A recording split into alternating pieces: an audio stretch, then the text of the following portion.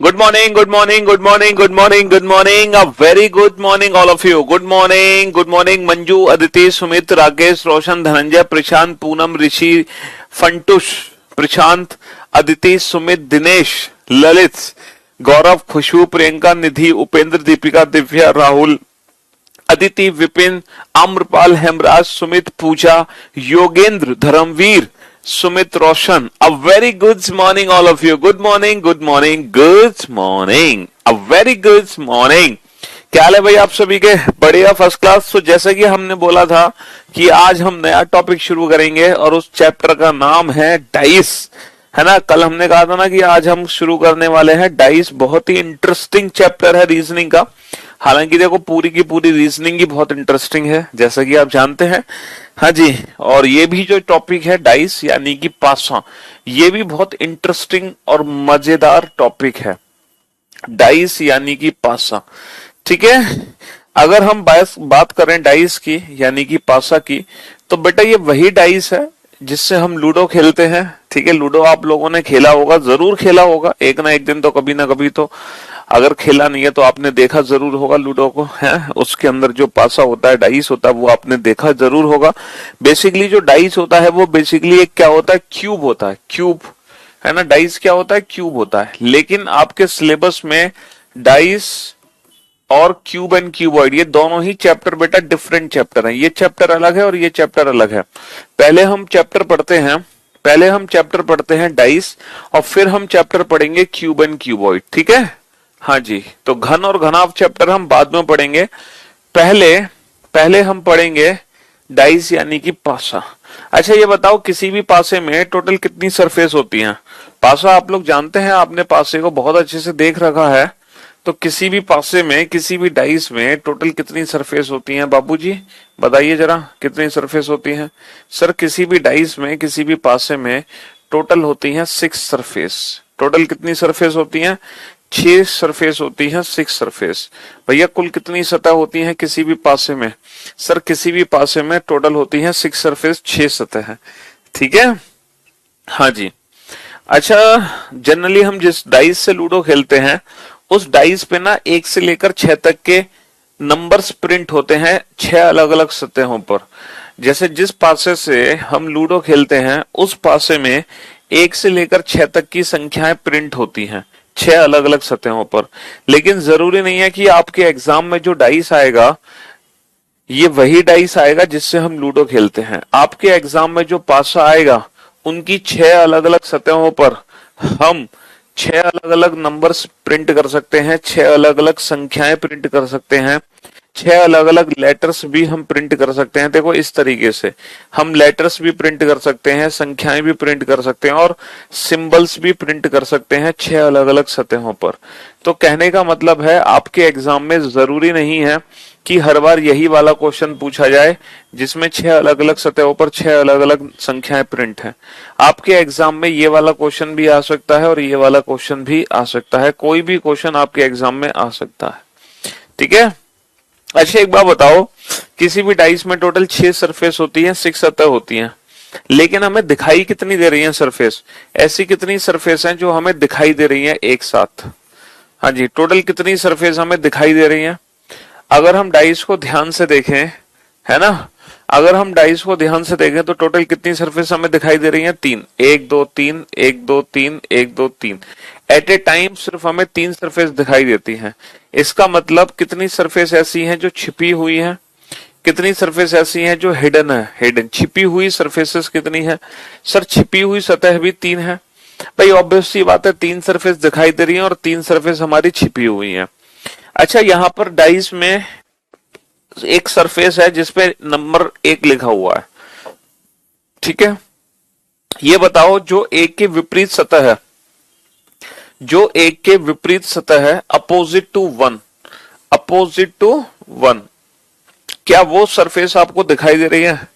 Sir जो 1 के विपरीत सतह है अपोजिट टू 1, वो सरफेस हमें दिखाई नहीं दे रही, है ना।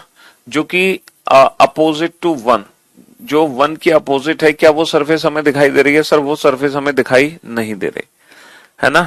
छिपी हुई सरफेसेस यानी कि हिडन। टोटल सतह है यानी कि सरफेसेस, ठीक है। दिखाई देने वाली सतह है यानी कि सीन, ठीक है। हाँ जी, तो वन की जो अपोजिट है वो हमें दिखाई नहीं दे रही, ठीक है। अच्छा ये बताओ, ये जो टू है, टू जो टू के अपोजिट सरफेस है, क्या वो सरफेस आपको दिखाई दे रही है? सर जो टू के अपोजिट सरफेस है वो भी हमें दिखाई नहीं दे रही। अच्छा जो थ्री के अपोजिट सरफेस है क्या वो हमें दिखाई दे रही है? सर जो थ्री के अपोजिट सरफेस है वो भी हमें दिखाई नहीं दे रही।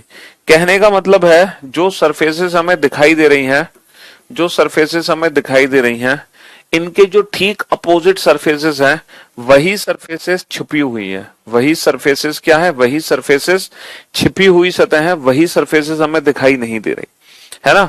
तो अल्टीमेटली हमें क्या करना है इस चैप्टर में, इन अपोजिट सरफेसेस को ही पता लगाना है, इन अपोजिट सरफेसेस को ही फाइंड आउट करना है।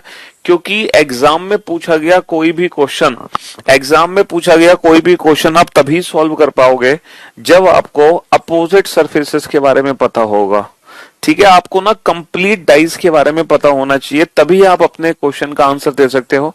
अदरवाइज आप अपने क्वेश्चन का आंसर दे ही नहीं पाओगे अगर आपको अपोजिट सरफेसेस के बारे में नहीं पता तो, ठीक है। हाँ जी, तो हमारा अल्टीमेटली टास्क क्या होगा इस चैप्टर में? अपोजिट सरफेसेस को पता लगाना, अपोजिट सरफेस को आइडेंटिफाई करना, विपरीत सतहों के बारे में पता लगाना। अच्छा अब हम चलते हैं, सर एग्जाम में कितने टाइप्स के क्वेश्चन आएंगे? देखो अगर मैं एग्जाम में बात करूं तो पहला क्वेश्चन एग्जाम में आएगा जब डाइस की सिंगल एक फिगर दी गई होगी, सिर्फ एक फिगर दी गई होगी डाइस की, एक फिगर, और इस फिगर से रिलेटेड वो कोई भी क्वेश्चन आपसे पूछ सकता है। एक सिंगल फिगर दी गई होगी और इस फिगर पे कुछ नंबर्स होंगे प्रिंट, और इस फिगर से रिलेटेड वो क्वेश्चन आपसे पूछ सकता है, ठीक है। हाँ जी। अच्छा दूसरा केस क्या बनेगा बेटा? जब एक ही डाइस की दो अलग अलग फिगर आपके सामने होंगी, जैसे पहली फिगर ये और इसी डाइस की दूसरी फिगर और देगा, मतलब एक ही पासे को दो अलग अलग तरीके से देखा जाएगा। When there are two different positions of a single dice are given, एक ही पासे की ना दो अलग अलग सतह दी जाएंगी, एक ही पासे की दो अलग अलग सतह दी जाएंगी, ठीक है।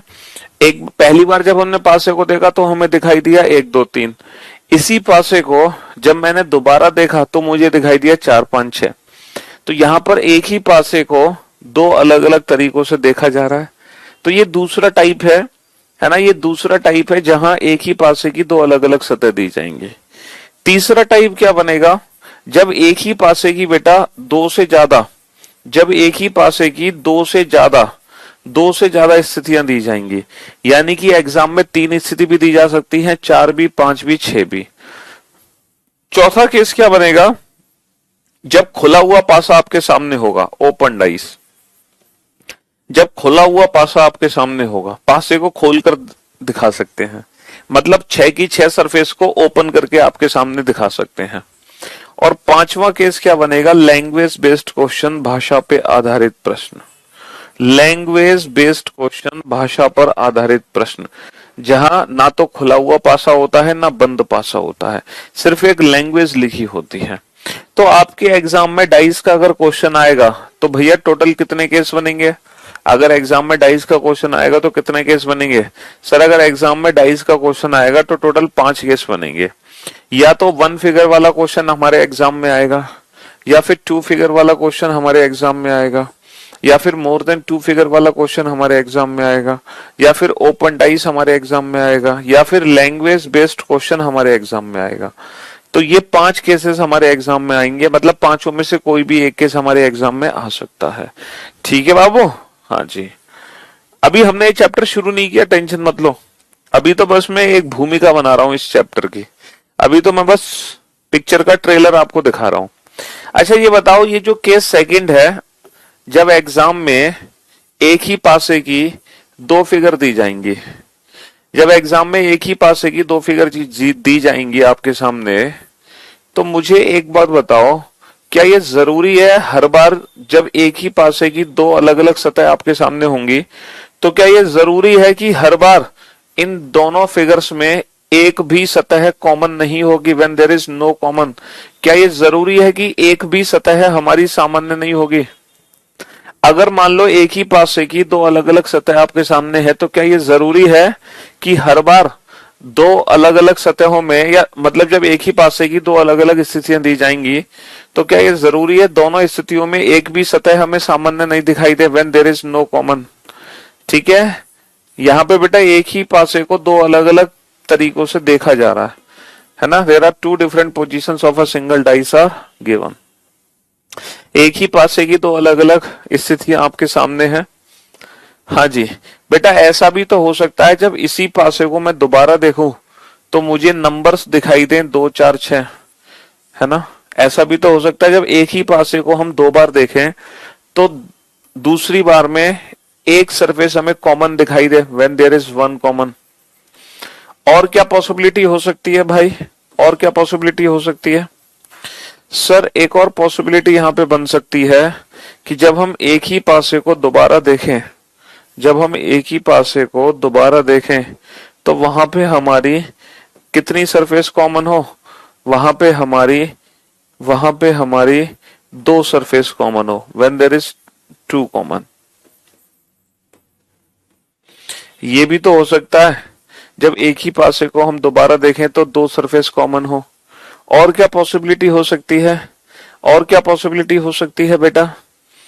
एक बच्चा कह रहा है सर ऐसा भी हो सकता है जब एक पासे को दोबारा देखो तो तीनों ही सरफेस आपको कॉमन दिखाई दे। बेटा अगर तीनों ही सरफेस कॉमन दिखाई देंगी ना तो वो 2 फिगर का क्वेश्चन नहीं होगा, वो 1 फिगर का क्वेश्चन होगा। ठीक है, हाँ जी। तो अगर आपके एग्जाम में डाइस का क्वेश्चन आया है तो टोटल कितने केस बनेंगे? टोटल कितने केस बनेंगे ये बताओ सर। टोटल बनेंगे टोटल कितने केस बनेंगे? टोटल बनेंगे 5 केस। पहला केस या तो एग्जाम में 1 फिगर क्वेश्चन आएगा, या एग्जाम में 2 फिगर आएगा, या मोर देन 2 फिगर, या ओपन, या लैंग्वेज। इन पांचों में से कोई एक क्वेश्चन आपके एग्जाम में आ जाएगा। ठीक है, अच्छा गलती से अगर 2 फिगर क्वेश्चन हमारे एग्जाम में आ गया तो 2 फिगर के खुद 2 फिगर के अंदर कितने केस बनेंगे? सर खुद 2 फिगर के अंदर 3 केस बन जाएंगे। या तो दोनों फिगर में एक भी सतह सामान्य नहीं होगी, या फिर दोनों फिगर में सिर्फ एक ही सतह सामान्य होगी, या फिर दोनों फिगर में 2 सतह सामान्य होंगी। 2 फिगर के अंदर भी 3 केस बनेंगे, या तो नो कॉमन वाला क्वेश्चन होगा, या 1 कॉमन वाला होगा, या 2 कॉमन वाला।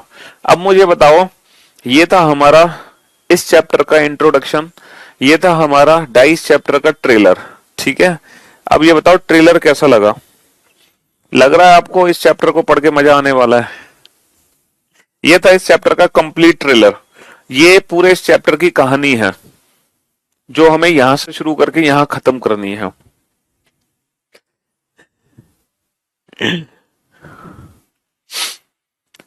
मैंने पहले किसी और के पेड कोर्स में पढ़ी थी रीजनिंग, सोच रहा था कि आज पता चलेगा कि आपकी और दूसरों में क्या फर्क है, लेकिन फर्क साफ है। मैंने गलती नहीं की आपका कोर्स लेकर। अरे बड़े दिनों में आपको फर्क नजर आया। है यानी कि आप ने अभी अभी क्लासेस ज्वाइन करना शुरू किया है। एडमिशन लेके छोड़ देते हैं कुछ बच्चे, भूल जाते हैं। मजा आ गया सर, कसम खुदा की बता रहे हैं, अल्टीमेट।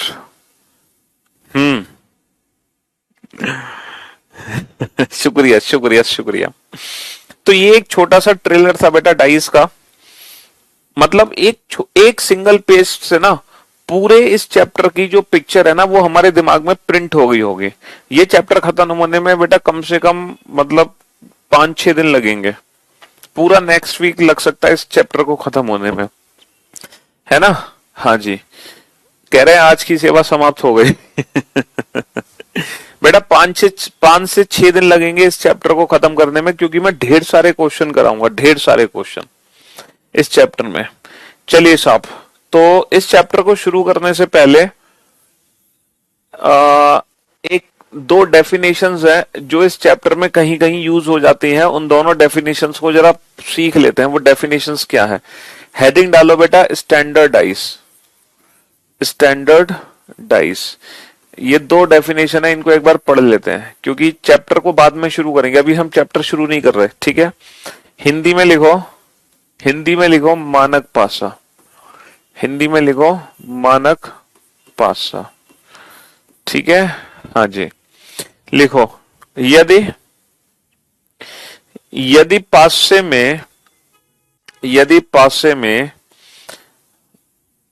डाइस का फिगर नहीं बना पा रहे हो भाई साहब, देखो ऐसे फिगर बनाते हैं।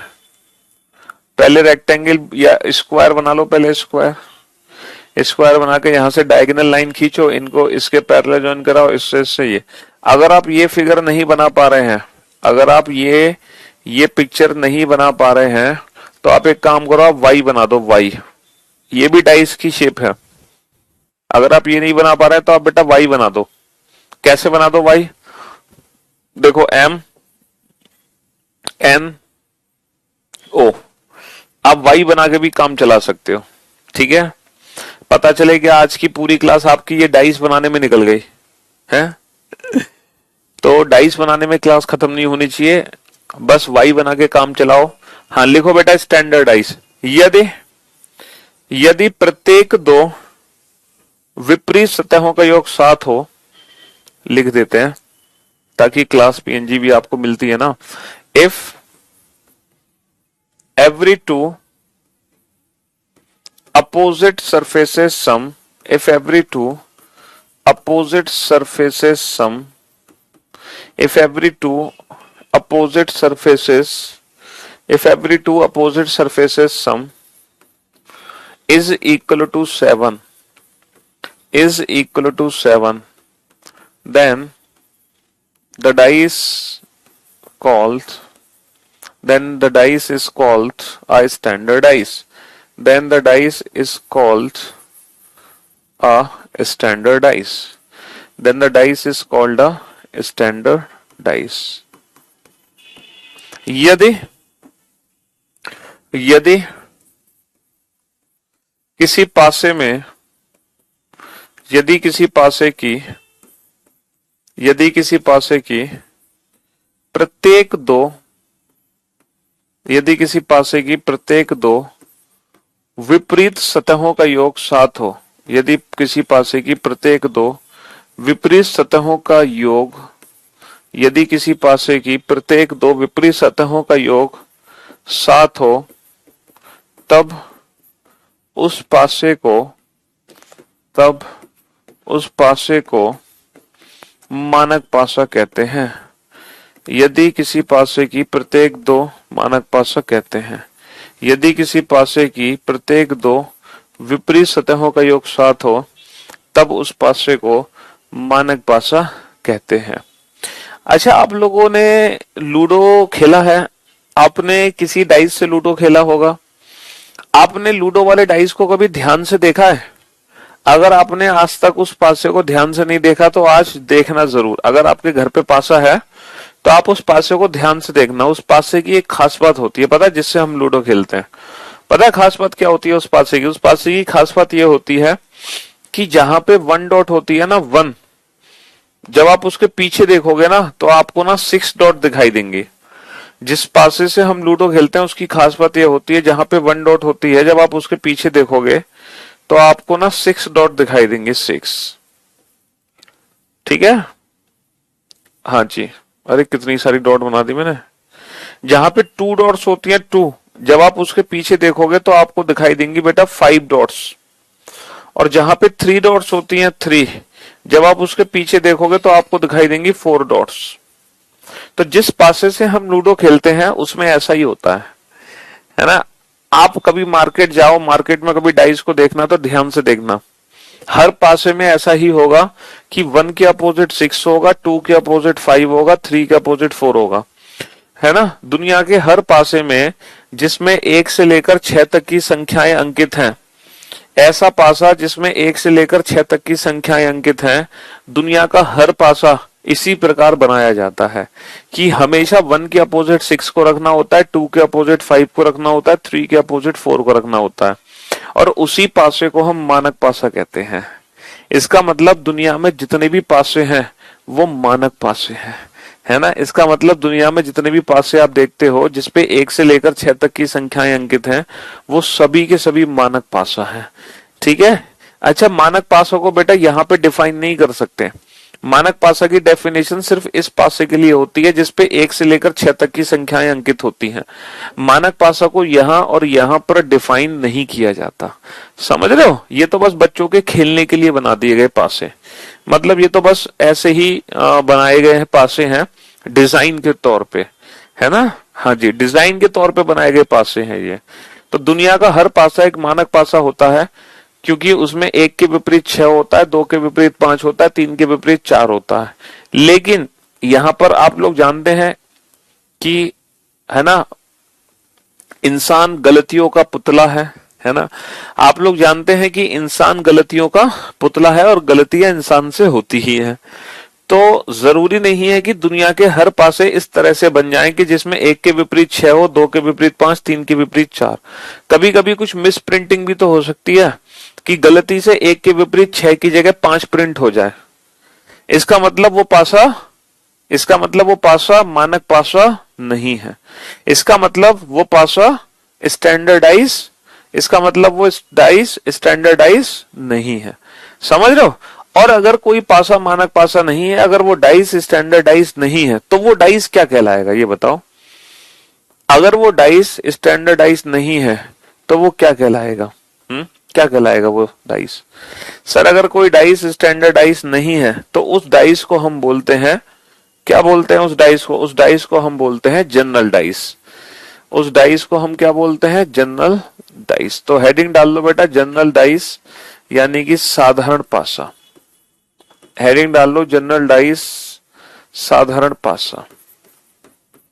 और इसकी डेफिनेशन बड़ी आसान है, लिख लो बेटा इसकी definition. If the dice is not standard, हाँ simple dice, general dice, non standard, कुछ भी कह लो, सिंपल, नॉन स्टैंडर्ड, जनरल, बात एक ही है ना। If the dice is not standard, if the dice is not standard, then it is called a general dice. Simple. If the dice is not standard, then it is called a general dice. यदि पासा मानक पासा नहीं है, यदि पासा मानक पासा नहीं है, यदि पासा मानक पासा नहीं है, तब उसको एक साधारण पासा कहते हैं। यदि पासा मानक नहीं है तब उसको एक साधारण पासा कहते हैं। If the dice is not standard, भाई बहुत इजी सी डेफिनेशन है। अगर वो स्टैंडर्ड नहीं है तो बस वो क्या होगा? वो जनरल डाइस होगा। यदि पासा मानक नहीं है, यदि पासा मानक नहीं है, यदि पासा मानक नहीं है, तब वो क्या कहलाएगा? वो एक साधारण पासा कहलाएगा। जैसे साधारण पासे का एग्जाम्पल दूं, जैसे साधारण पासे में 1 के अपोजिट 6 हो सकता है 1 के अपोजिट 6, लेकिन 2 के अपोजिट 5 की जगह गलती से 3 हो सकता है या 4 हो सकता है ना, या 4 हो सकता है ऐसा गलती से 2 के अपोजिट, और 3 के अपोजिट हो जाएगा 5। तो ये पासा जो होगा भाई ये स्टैंडर्ड नहीं है, क्योंकि स्टैंडर्ड डाइस में 2 के अपोजिट 5 होना जरूरी है ना। 1 के अपोजिट हो सकता है 5 हो, 2 के अपोजिट 6 हो, और 3 के अपोजिट 4। ये भी एक जनरल डाइस है, ये भी एक जनरल डाइस है। 1 के अपोजिट 4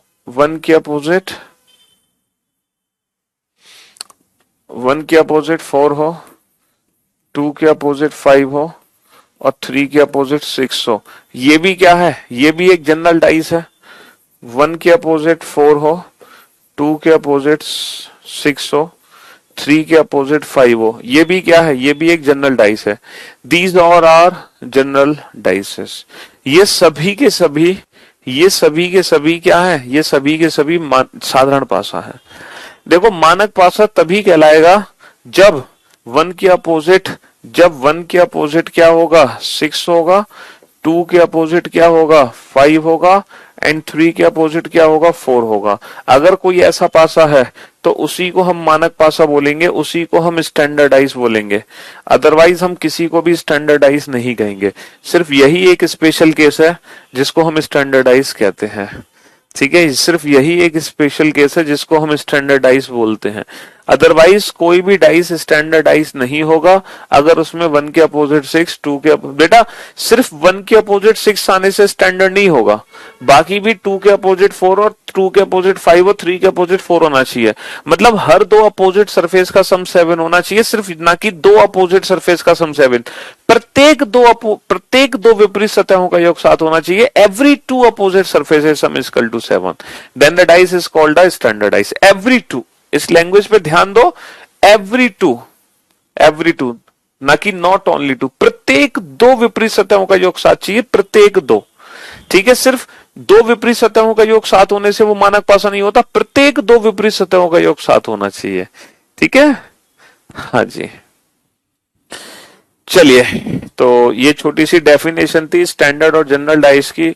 हमें उम्मीद है कि हमें पता चल गया मानक और साधारण पासा क्या होते हैं, है ना, स्टैंडर्ड और जनरल डाइसेस क्या होते हैं, ये हमें पता चल गया। चलिए साहब, अब जरा बोर्ड पे ध्यान से देखो बेटा, इस जरा बोर्ड पे ध्यान से देखो। दीज आर 5 केसेस, ये 5 केसेस हैं जो हमें पढ़ने हैं, है ना। ये 5 केसेस हमें पढ़ने हैं, पहला केस, दूसरा, तीसरा, चौथा, पांचवा, ये 5 केसेस हमें पढ़ने हैं। फर्स्ट केस में 1 फिगर, सेकंड केस में 2 फिगर, थर्ड केस में मोर देन 2, ओपन और लैंग्वेज। अब इन पांचों में से सबसे पहले हम फर्स्ट केस स्टार्ट करते हैं। केस 1 नोट डाउन करो बेटा, केस फर्स्ट, पहला केस नोट डाउन करो। पहला case, if only one position of a dice is given, if only one position of a dice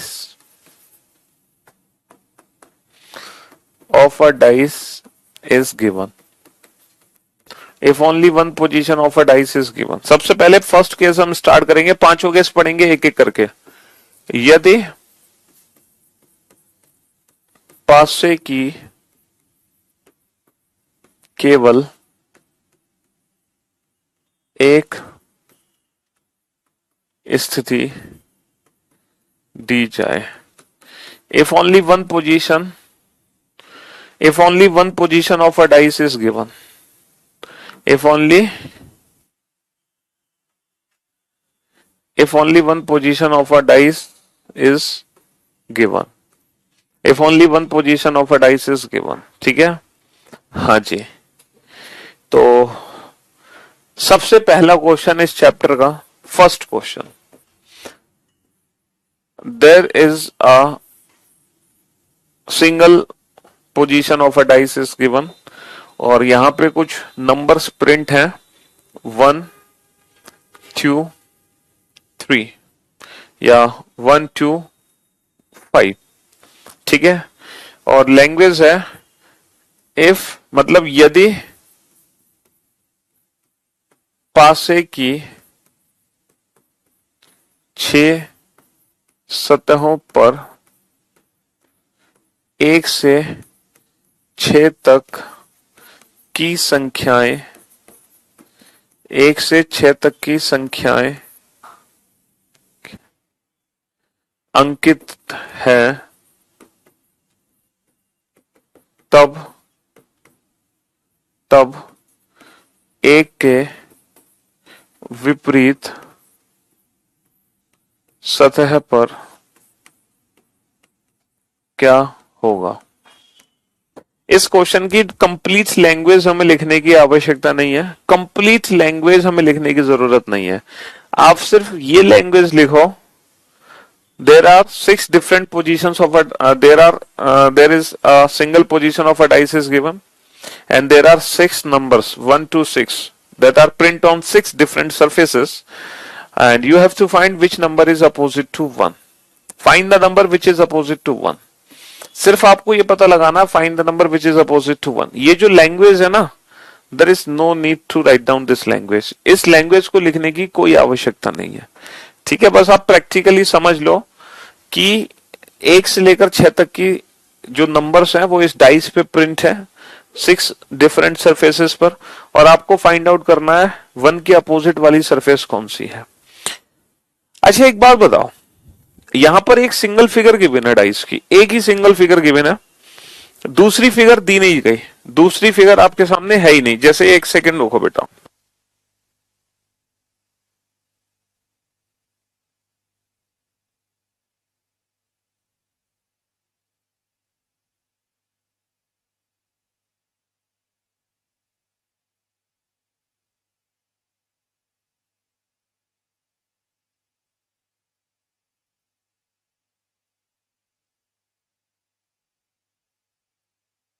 हाँ जी। अब आप लोग मेरी बात ध्यान से सुनना और समझने की कोशिश करना। जैसे ये डाइस है, ठीक है, इसकी कितनी सरफेस आपको दिखाई दे रही है बेटा? कितनी सरफेस आपको दिखाई दे रही है? सर इस डाइस की सिर्फ 3 सरफेस हमें दिखाई दे रही है। एक तो ऊपर व्हाइट वाली सरफेस व्हाइट, एक सामने ग्रीन, और ए राइट हैंड साइड पे रेड। सिर्फ एट ए टाइम 3 ही सरफेस दिखाई दे रही है ना, ओनली 3 सरफेस। अब मान लो कि ये डाइस इस तरीके से है, ये डाइस इस तरीके से है, लाइक दिस, कि जो 1 है ना, 1 वो ग्रीन सरफेस है 1, और जो 2 है बेटा, वो 2 जो है वो व्हाइट सरफेस है 2, 2 व्हाइट सरफेस है, 1 ग्रीन सरफेस है, और जो 5 है वो रेड सरफेस है। तो आपको इस तरीके से ये डाइस दिखाई दे रहा है। आपको सिर्फ एट ए टाइम 3 ही सरफेस दिखाई दे रही है, व्हाइट, ग्रीन और रेड। ठीक है, आपसे पूछा find the number which is opposite to 1, 1 का मतलब find the surface which is opposite to green. अब बेटा ग्रीन की अपोजिट सरफेस कौन सी है? क्या आप मुझे बता सकते हो कौन सी सरफेस है जो ग्रीन की अपोजिट है? बता सकते हो ग्रीन के अपोजिट है? आपके पास कोई जादू थोड़ी है, या आप पीछे झांक थोड़ी सकते हो? बताओ, पीछे झांक सकते हो? नहीं झांक सकते ना। मैं तो झांक सकता हूं, लेकिन आप नहीं देख सकते पीछे क्या है। तो 1 के पीछे क्या है हमें क्या पता? 1 के पीछे क्या है?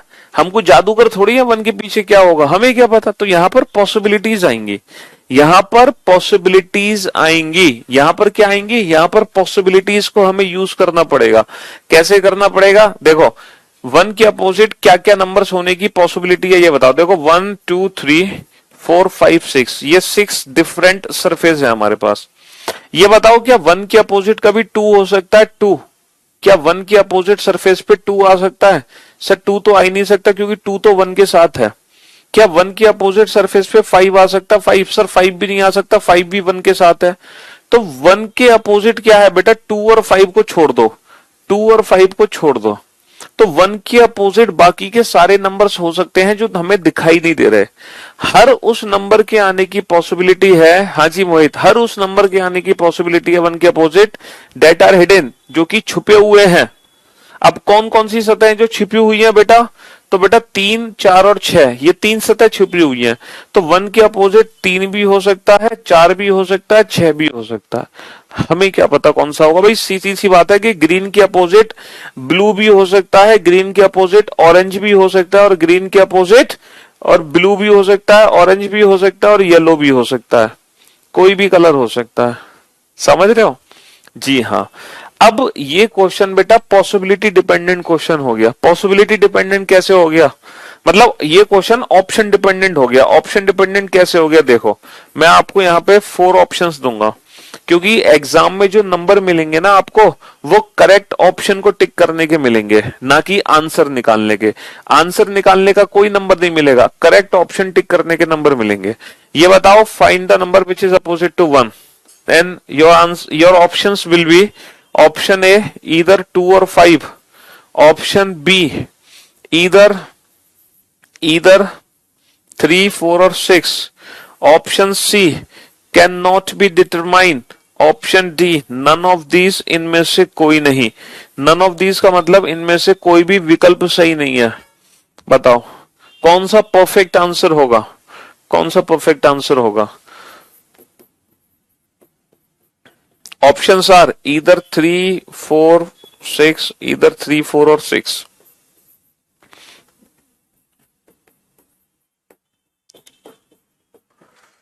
3, 4, 3, 4, 6 cannot be determined. 3, 2, 5 cannot be determined.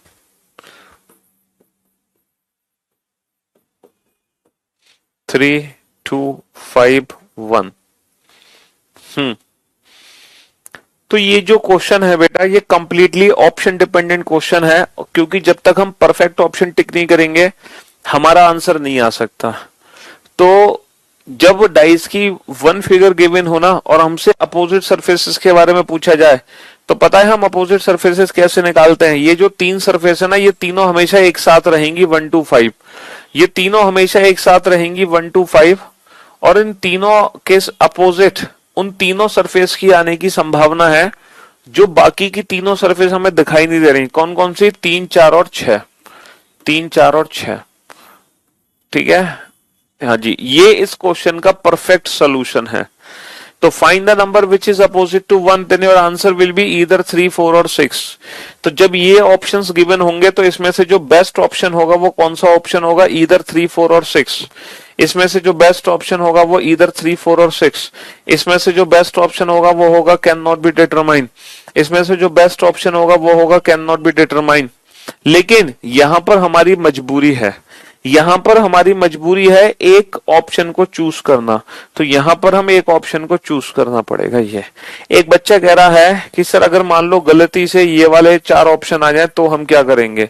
एक बच्चा कह रहा है कि सर अगर मान लो गलती से ये वाले 4 ऑप्शन आ जाए तो हम क्या करेंगे?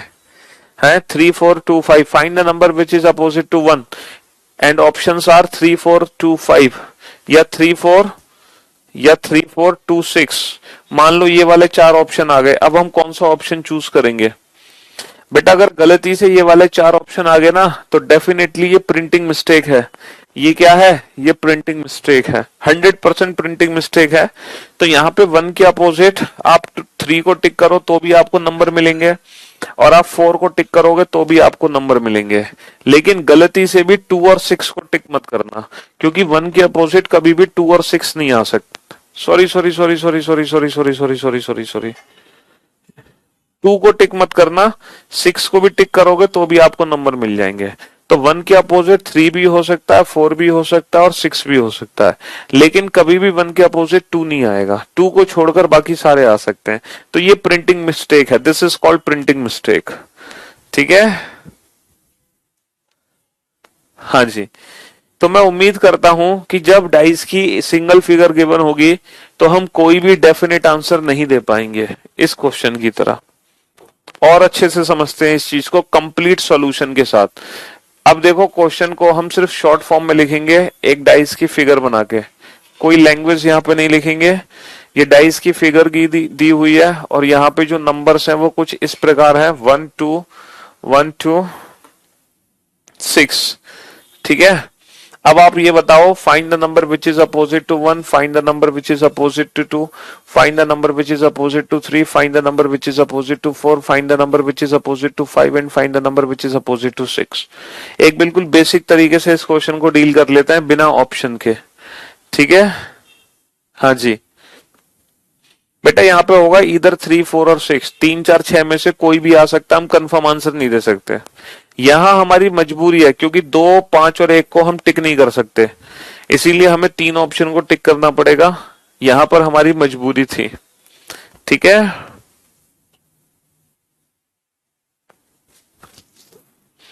बेटा 2 के अपोजिट क्या होगा? 2 के अपोजिट भी 3 4 6 में से कुछ भी हो सकता है।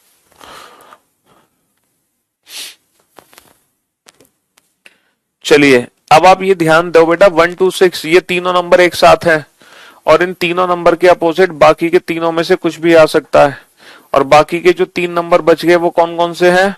3 4 एंड 5, ये 3 नंबर बच गए। तो 1 2 6 के अपोजिट 3 4 5 में से कुछ भी आ सकता है, 1 2 6 के अपोजिट 3 4 5 में से कुछ भी आ सकता है। Find the number which is opposite to 1, then your answer will be either 3 4 और 5। Find the number which is opposite to 2, then your answer will be either 3 4 or 5. Find the number which is opposite to 3, then your answer will be either 1 2 or 6, either 1 2 or 6। भाई 3 के अपोजिट क्या होगा? either 1 2 or 6। Find the number which is opposite to 4, either 1 2 or 6। भाई 1 figure में हम confirm answer नहीं दे सकते। Find the number which is opposite to 5, either 1 2 6, 1 2 6। तो ये सारे के सारे क्वेश्चन ना एग्जाम में ऑप्शंस पे डिपेंड करेंगे, ठीक है। ये ऑप्शंस डिपेंडेंट क्वेश्चन है। Find the number which is opposite to 6, either 3 4 और 5। मैं उम्मीद करता हूं अब किसी भी बच्चे को कोई कंफ्यूजन नहीं होगा, उसके डाउट्स दूर हो गए होंगे वन फिगर को लेके। एक डाइस है, फिर से एक ही सिंगल फिगर दी गई है इस डाइस की, ए बी सी, और बोला गया है इस पासे में एक से लेके ए से लेके एफ तक के अक्षर प्रिंट है। And question is find the number which is opposite to D. Find the number which is opposite to D. D के अपोजिट क्या है? ऑप्शन पहला ए, दूसरा डी, तीसरा ई, चौथा F. A D, A E F can not be determine, either A, B or C, either A, B, either E or F, either A or E।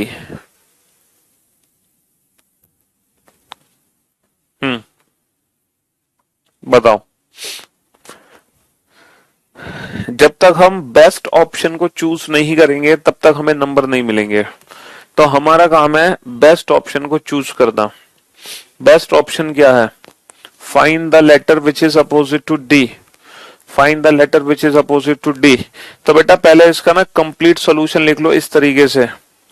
पहले इस क्वेश्चन का कंप्लीट सॉल्यूशन लिख लो। ये जो तीन लेटर हैं ये हमेशा एक साथ रहेंगे, ए बी सी, और इन तीनों लेटर के अपोजिट बाकी के तीनों लेटर हो सकते हैं जो कि दिखाई नहीं दे रहे। भाई ये तीनों लेटर हमने एक साथ लिख लिए, ए बी सी, और इन तीनों लेटर के अपोजिट ए बी सी, इन तीनों लेटर के अपोजिट बाकी के तीनों लेटर हो सकते हैं। बाकी के तीन लेटर कौन कौन से हैं? डी, ई और एफ। डी, ई और एफ। अब हमसे क्या पूछा? Find the letter which is opposite to D. भैया डी के विपरीत क्या है? तो डी के विपरीत क्या होगा? डी के विपरीत होगा इधर ए बी और सी, इधर ए बी और सी। डी के विपरीत क्या होगा? ए बी और सी। तो ए बी और सी, बेटा डी के विपरीत डी नहीं हो सकता, डी के विपरीत कभी भी ई और एफ नहीं हो सकता। ई और एफ इसलिए नहीं हो सकता क्योंकि ई और एफ हमेशा डी के साथ रहेंगे, उसके अपोजिट नहीं आएंगे। तो according to the given option, option first A is the best answer. लेकिन इस सिचुएशन में हम can not be determine option choose करेंगे। हम यहां पर ऑप्शन ए को चूज नहीं कर सकते, क्योंकि अगर हम यहां पर ऑप्शन ए को चूज कर रहे हैं इसका मतलब ये 100% ट्रू है, बट ये 100% ट्रू नहीं है। This is only a possibility. यहां पर ये इसलिए ट्रू है क्योंकि बाकी सब रॉन्ग है, बट इस सिचुएशन में हम कैन नॉट बी डिटरमाइन, क्योंकि हम कंफर्म आंसर नहीं दे सकते डी के विपरीत क्या आएगा। ठीक है, और यहां पर इधर ए बी और सी, ये परफेक्ट ऑप्शन प्रेजेंट है, इधर ए बी और सी। ठीक है, क्योंकि जब तक हम करेक्ट ऑप्शन टिक नहीं करेंगे तब तक हमें मार्क्स नहीं मिलेंगे। सिर्फ आंसर निकालने से कोई फायदा नहीं होगा, करेक्ट ऑप्शन भी टिक करना आना चाहिए। चलिए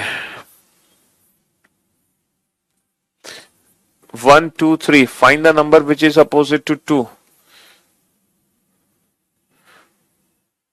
Find the number which is opposite to 2, and options are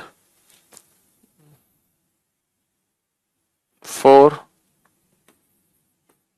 5, 6, either 4, 5 or 6, 4, 1, 3, either 1 or 3, 4, 1, 3 cannot be determined, 4, 5, either 4, 5 or 6 cannot be determined। Can not be determine और नन ऑफ दीज में बेटा can not be determine option choose करोगे। 4, 5, 6, 2। हाँ जी,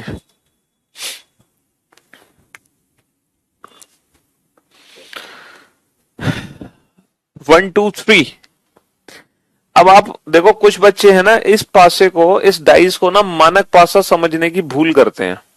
वो कहते हैं sir this is a standard dice, but आप कैसे डिफाइन कर दोगे this is a standard dice? आप इसको डिफाइन नहीं कर सकते।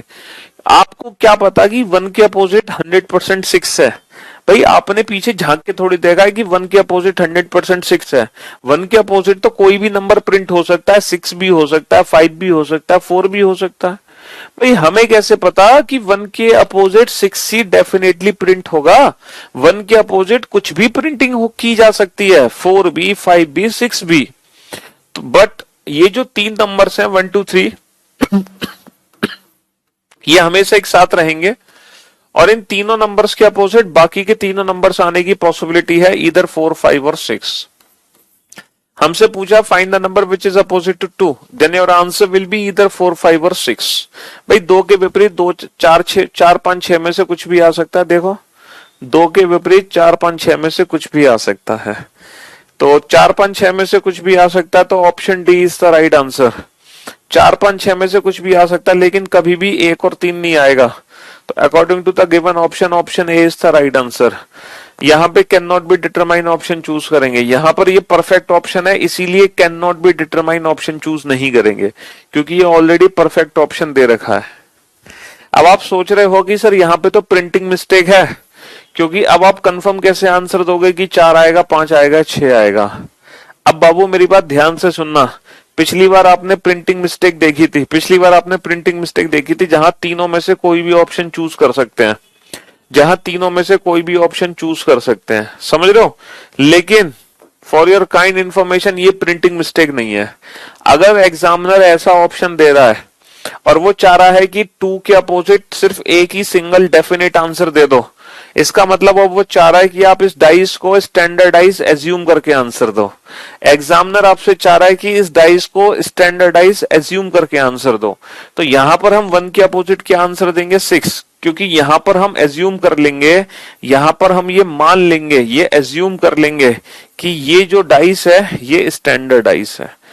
ठीक है, तभी एग्जामिनर हमें ऐसे ऑप्शन दे रहा है। तो यहां पर हम स्टैंडर्डाइज एज्यूम करके let take it be standardize, हम इसको एक स्टैंडर्डाइज ले सकते हैं। अब आप ये सोच रहे होंगे सर आपने पुराने वाले क्वेश्चन में क्यों नहीं स्टैंडर्डाइज एज्यूम करके फिक्स आंसर दिया, आपने सर इस क्वेश्चन में क्यों नहीं स्टैंडर्डाइज एज्यूम करके आंसर दिया? Since it can never be a standardize, है ना। हमने इसको स्टैंडर्डाइज एज्यूम करके इसलिए आंसर नहीं दिया क्योंकि ये कभी स्टैंडर्डाइज बनाया नहीं जा सकता, कभी नहीं बनाया जा सकता। पता है क्यों? क्योंकि इसमें टू और फाइव एक दूसरे के साथ हैं, यहां पर टू के अपोजिट कभी भी फाइव नहीं आ सकता, यहां पर टू के अपोजिट कभी भी फाइव नहीं आ सकता, हमेशा टू और फाइव एक साथ रहेंगे। तो ये हमेशा एक जनरल डाइस रहेगा, है ना, ये कभी भी मानक पासा बनाया ही नहीं जा सकता, समझ रहे हो। इसीलिए इस क्वेश्चन में हम इसको स्टैंडर्डाइज एज्यूम करके आंसर नहीं दे सकते। देखो यहां पर हम इसको कभी भी स्टैंडर्डाइज एज्यूम नहीं कर सकते, ये हमेशा एक जनरल डाइस ही रहेगा, क्योंकि इसमें वन के अपोजिट कभी सिक्स नहीं आ पाएगा, समझ रहे हो। सेम सिचुएशन ऐसी यहां पे है। अरे हाँ, टू के अपोजिट फाइव होगा, इतने परेशान हो गए तुम तो बस पूछो मत, है टू के। तो यहां पर हम स्टैंडर्डाइज एज्यूम करके आंसर दे सकते हैं, समझ रहे हो।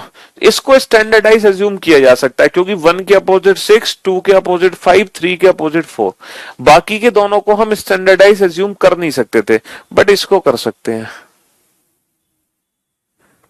तो पहले एग्जाम में क्या होता था कि ये वाले ऑप्शंस आते थे तो बच्चे सोचते थे कि इसी को मानक पासा कहते हैं, और पढ़ाया भी ये जाता था पहले कि ये एक मानक पासा है। लेकिन अब हम ऐसा नहीं करेंगे, अब हम थोड़े से एडवांस हो चुके हैं, है ना, हम थोड़े टेक्निकली साउंड हो चुके हैं, तो इसीलिए अब हमें ऐसा नहीं करना है। जैसे फिर से मैं एक साथ दो क्वेश्चन पूछता हूं, आप खुद ही समझ जाओगे। And here are 4 3 6 and here are 4 6 2. Find the number which is opposite to 1. Find the number which is opposite to 1. ठीक है, options are 3, 4, 6, 5. Options R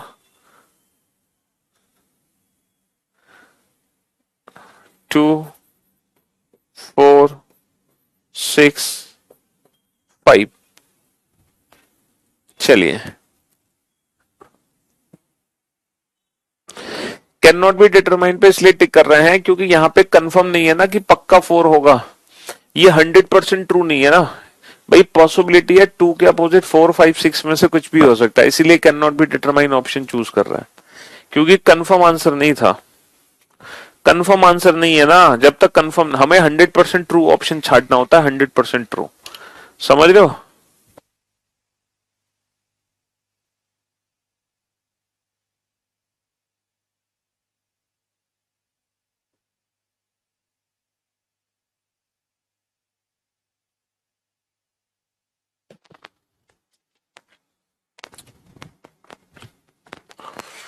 G sir, जब भी डाइस की वन फिगर गिवन होगी, हमेशा याद रखना ये जो 3 नंबर है ये हमेशा एक साथ रहेंगे, और इन तीनों के अपोजिट बाकी के 3 नंबर हो सकते हैं डेट आर हिडन। कौन कौन से नंबर हैं जो छुपे हुए हैं? 1, 2 और 5।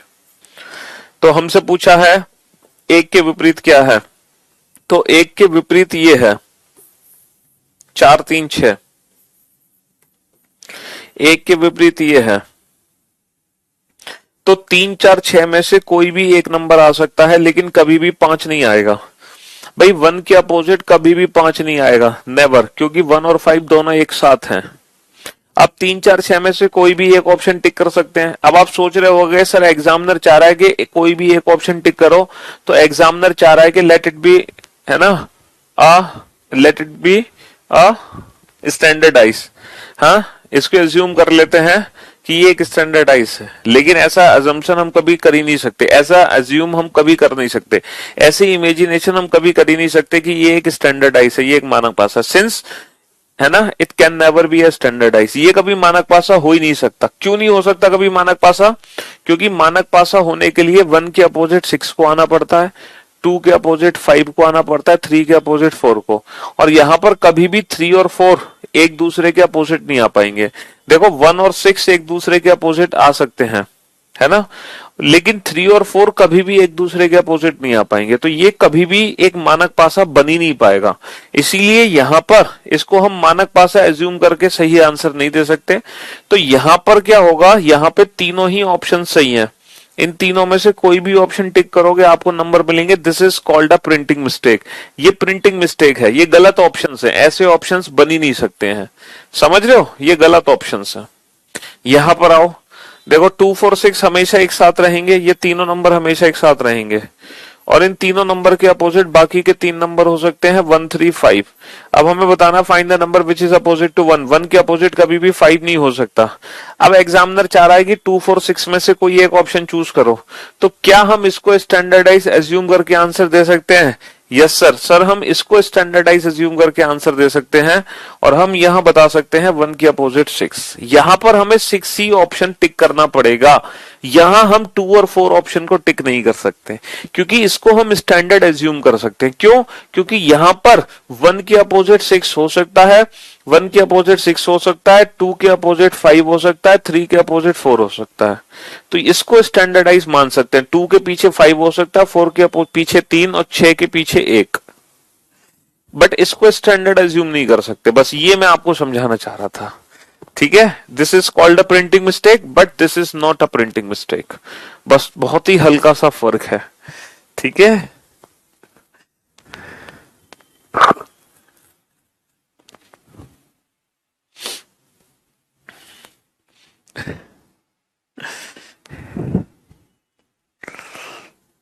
कंसेप्ट तो बेटा बहुत डीप लेके चलेंगे हम, क्यों टेंशन ले रहे हो?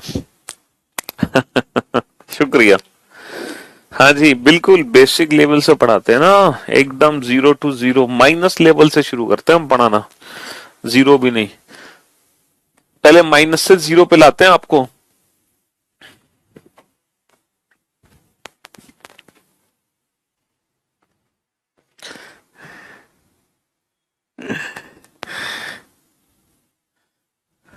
बेटा ये डाइस जनरल डाइस भी हो सकता है भाई साहब, ये जनरल भी हो सकता है। अगर 2 के अपोजिट 5 की जगह 1 हो गया तो ये जनरल भी हो सकता है। जरूरी थोड़ी है कि ये स्टैंडर्डाइज हो, ये स्टैंडर्ड और जनरल दोनों हो सकता है, लेकिन ये सिर्फ और सिर्फ एक जनरल डाइस है, ये सिर्फ और सिर्फ एक जनरल डाइस है। तो मैं उम्मीद करता हूं कि वन फिगर के क्वेश्चन को सॉल्व करने में आपको कोई दिक्कत नहीं होगी।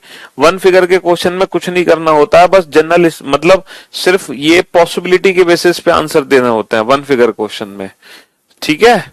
और जो वन फिगर क्वेश्चन होता है वो किस पे डिपेंड करता है, एग्जाम में दिए गए ऑप्शंस पे डिपेंड करता है। Dollar at the rate has, ठीक है। और यहां पर ये दिए गए हैं कि 6 डिफरेंट सिंबल्स प्रेजेंट हैं डाइस पर, and find the symbol which is opposite to triangle.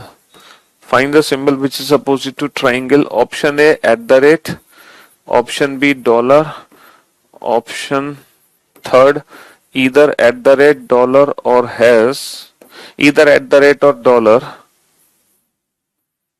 and option fourth either copyright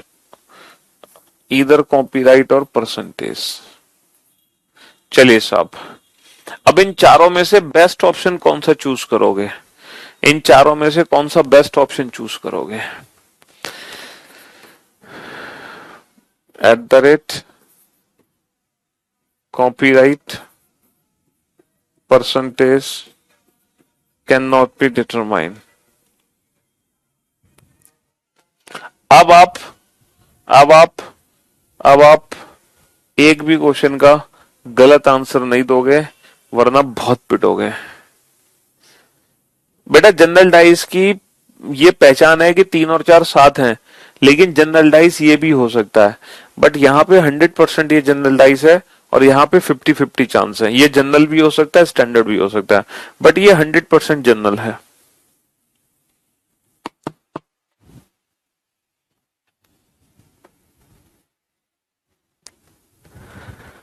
समझ गए सर, मैंने भी पढ़ाना शुरू कर दूंगा अब। चलिए साहब, तो मेरे भाई मेरे दोस्त, यहां पर ये जो 3 सिंबल है एट द रेट, डॉलर और hash, eight the rate, dollar, hash, ये तीनों हमेशा एक साथ रहेंगे और इन तीनों के अपोजिट बाकी के 3 सिंबल आएंगे जो कि हमें दिखाई नहीं दे रहे। कौन कौन से 3 सिंबल, ट्राइंगल, कॉपीराइट और परसेंटेज। हमसे पूछा find the symbol which is opposite to triangle, तो ट्राइंगल के अपोजिट बेटा एट द रेट भी हो सकता है, डॉलर भी हो सकता है, ट्राइंगल के अपोजिट इन तीनों में से कोई भी हो सकता है, eight the rate, dollar, hash. तो बट कॉपीराइट, परसेंटेज नहीं हो सकते। और इन तीनों में से जो बेस्ट ऑप्शन है वो ये है, भले ही यहाँ पे हैज नहीं है लेकिन बेस्ट ऑप्शन इन तीनों में यही मानेंगे हम। यहाँ पे तो ऑब्वियस सी बात है कैन नॉट बी डिटरमाइन, क्योंकि कंफर्म आंसर तो दे ही नहीं सकते, है ना, कंफर्म आंसर तो दे ही नहीं सकते, ठीक है। हाँ जी, चलिए अब हम चलते हैं भाई केस सेकंड पर। केस सेकंड क्या है, when only two positions of a dice, when only 2 positions of a dice are given। Hindi में लिखो बेटा, जब पासे की केवल 2 स्थितियां दी जाती हैं, जब पासे की केवल 2 स्थितियां, जब एक पासे की केवल 2 स्थितियां दी जाती हैं।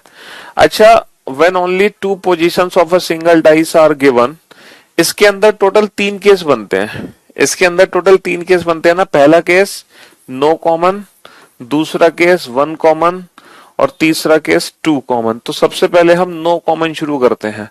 When there is no common, जब एक ही पासे की 2 अलग अलग सतह हो और दोनों सतहों में, मतलब जब एक ही पासे की 2 अलग अलग स्थितियां हो और दोनों स्थितियों में एक भी सतह सामान्य ना हो, when there is no common।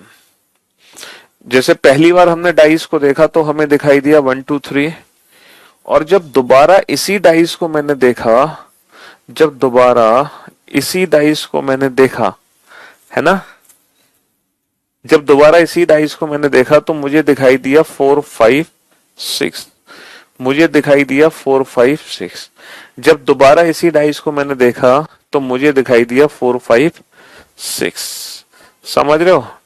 हाँ जी, मुझे दिखाई दिया 4 5 6। यहाँ पर एक ही पासे की दो अलग अलग स्थितियां हैं और दोनों स्थितियों में एक भी सतह सामान्य नहीं है। When there is no common. अब इस क्वेश्चन को कैसे सॉल्व करोगे बेटा? इस क्वेश्चन को हम कैसे सॉल्व करेंगे? बिल्कुल इसी मेथड से सॉल्व करेंगे, बिल्कुल सेम इसी मेथड से। सेम यही मेथड है। आप इस क्वेश्चन को वन फिगर क्वेश्चन एज्यूम करके चलो, आप दूसरी फिगर की तरफ देखो ही मत। आप इस क्वेश्चन को वन फिगर क्वेश्चन की तरह डील करो, आप दूसरी फिगर को देखो ही मत। कैसे? ये जो 3 नंबर हैं ये हमेशा एक साथ रहेंगे और इन तीनों नंबर के विपरीत बाकी के 3 नंबर आ सकते हैं। कौन कौन से बच गए? 4 5 6। तो आपसे पूछा find the number which is opposite to 2, then your answer will be, options are here. मैं आपको ऑप्शंस देता हूं। Option A 1, option B 2, option C 3, option D 1 2 और 3। ऑप्शन ए 1, ऑप्शन बी 1 2 और 3, ऑप्शन सी 4 और 6, option D can not be determined. Option A 1,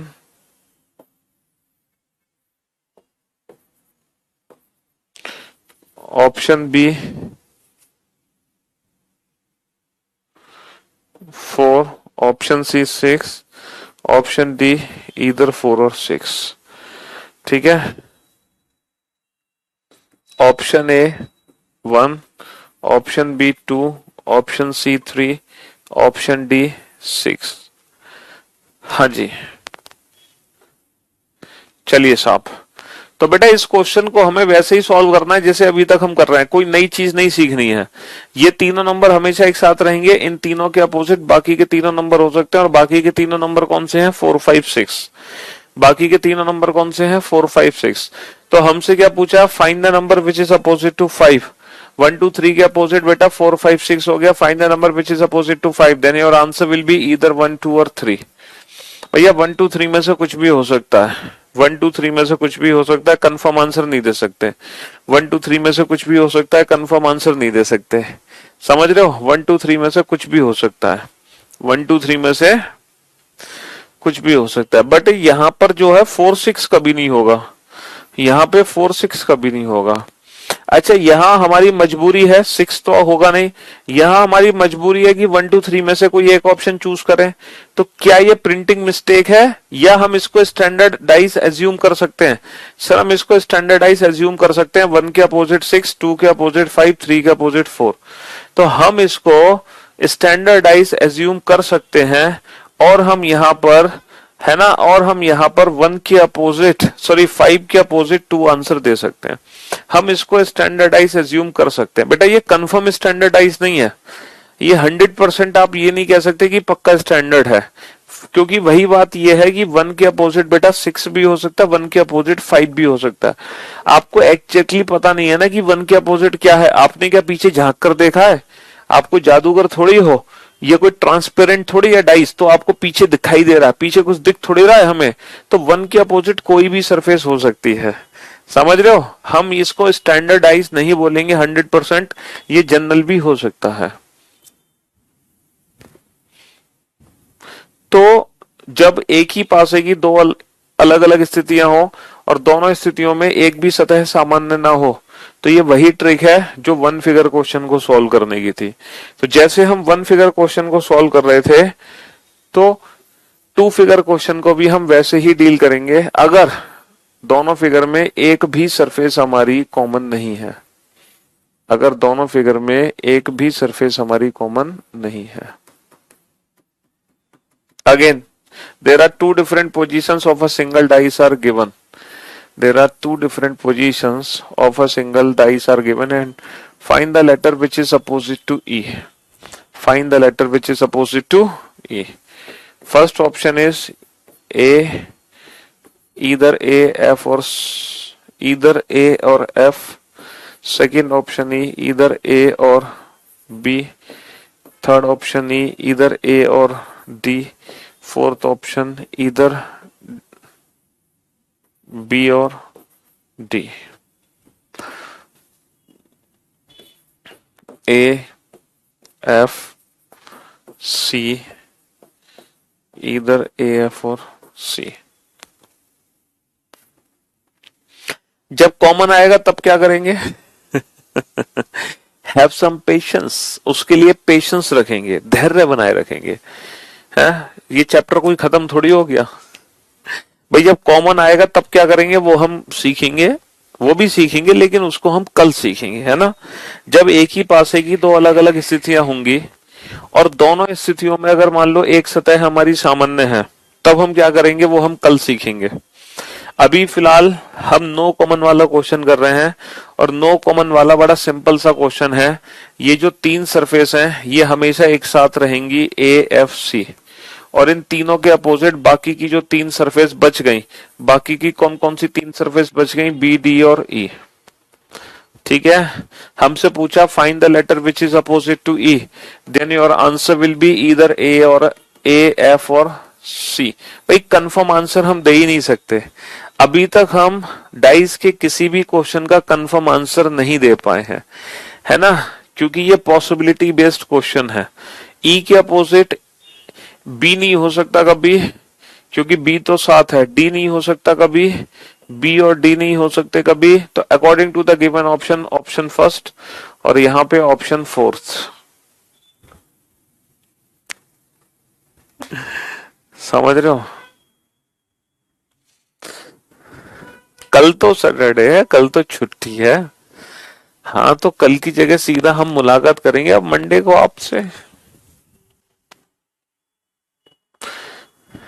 तो मैं उम्मीद करता हूं कि अब आप बहुत अच्छे से समझ गए हैं वन फिगर क्वेश्चन को। ये क्वेश्चन बेटा एक तरीके से वन फिगर क्वेश्चन ही है, इसको टू फिगर मत क्वेश्चन समझना। ये जो क्वेश्चन है ये वन फिगर क्वेश्चन ही है, समझ रहे हो। At the rate dollar hash percentage triangle और circle, find the symbol which is opposite to hash. Hash के अपोजिट क्या होगा? पहला ऑप्शन ट्राइंगल, दूसरा ऑप्शन परसेंटेज, तीसरा ऑप्शन डॉलर, चौथा option can not be determine.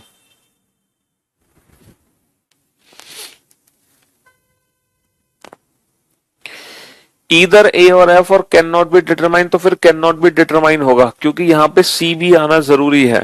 सिर्फ कैन नॉट बी डिटरमाइन इस ऑप्शन के साथ फेल है, वरना कैन नॉट बी डिटरमाइन ही होगा। जैसे मान लो ये चार ऑप्शन होते बेटा, इधर ए और एफ, ए एफ या कैन नॉट बी डिटरमाइन, तो यहां पे कैन नॉट बी डिटरमाइन होगा, क्योंकि यहां पे सी भी तो आना जरूरी है जी। Find the symbol which is opposite to hash, यहां पे कोई भी सरफेस कॉमन नहीं है, यहां पर एक भी सरफेस कॉमन नहीं है, तो हैज के अपोजिट इन तीनों में से कुछ भी आ सकता है। हम कंफर्म आंसर नहीं दे सकते, हम कंफर्म आंसर नहीं दे सकते। तो ये जो 10 क्वेश्चन हमने किए हैं, ये 10 के 10 क्वेश्चन बेटा वन फिगर क्वेश्चन है। ये जो 10 क्वेश्चन हमने किए हैं ना, ये 10 के 10 क्वेश्चन वन फिगर क्वेश्चन थे, क्योंकि ये जो कहने के लिए तो ये टू फिगर है, लेकिन दूसरे फिगर का कोई फायदा नहीं है। ये भी क्वेश्चन वन फिगर क्वेश्चन की ही तरह सॉल्व किया जा रहा है, समझ रहे हो। तो कुल मिलाकर अगर मैं आपको समझाऊं ना, डाइस को अभी तक हमने सॉल्व ही नहीं किया। बताओ कहां किया? हमने तो सॉल्व ही नहीं किया। मैंने शुरुआत में आपको क्या बताया था कि हमारा काम यह है, मैंने शुरुआत में आपको क्या समझाया था, हमारा काम है अपोजिट सरफेसेस को आइडेंटिफाई करना, कि रेड के अपोजिट सरफेस कौन सी सरफेस है। अभी तक आप अपोजिट सरफेस को आइडेंटिफाई नहीं कर पा रहे थे। बताओ आज की क्लास में कर पाए? क्या आप बता पाए कि रेड के अपोजिट ऑरेंज है, व्हाइट के अपोजिट येलो है? क्या आपको पता चला? नहीं पता चला ना। आपको क्या पता चला ए के अपोजिट क्या है? तो आज की क्लास में हमने परफेक्ट आंसर पता ही नहीं लगा पाए। तो कहने का मतलब है अभी भी चैप्टर शुरू ही नहीं हुआ। है ना? हाँ जी। तो ये जो चैप्टर स्टार्ट होगा ये मंडे को स्टार्ट होगा, जहां हम अपोजिट सरफेसेस के बारे में पता लगा पाएंगे। क्योंकि वन फिगर क्वेश्चन और है ना, वन फिगर क्वेश्चन हो या 2 फिगर का क्वेश्चन हो, नो कॉमन वाला, यहां पर हम डाइस को सॉल्व नहीं कर सकते। तो अभी तक हमने डाइस को सॉल्व नहीं किया है, बट हम मंडे को डाइस को पक्का सॉल्व करना जरूर सीखेंगे। समझ रहे हो जी? चलिए, तो शुक्रिया, thank you so much, thanks a lot, goodbye, love you all, take care. मुलाकात करते हैं सीधा मंडे को, तब तक के लिए गुड बाय। लेकिन हाँ, यहाँ पर ऑप्शंस को चूज करना आपको आना चाहिए था, तो मैंने आपको ऑप्शंस चूज करना सिखा दिया। मेन चीज क्या थी? ऑप्शंस चूज करना। तो ऑप्शंस चूज करना आपको आना चाहिए, तो वो आज हमने सीखा कैसे हम परफेक्ट ऑप्शंस को सेलेक्ट करेंगे। ठीक है, चलिए, तो thank you so much, thanks a lot, goodbye, love you all, take care, शुक्रिया, धन्यवाद, tata, bye bye, goodbye, love you all.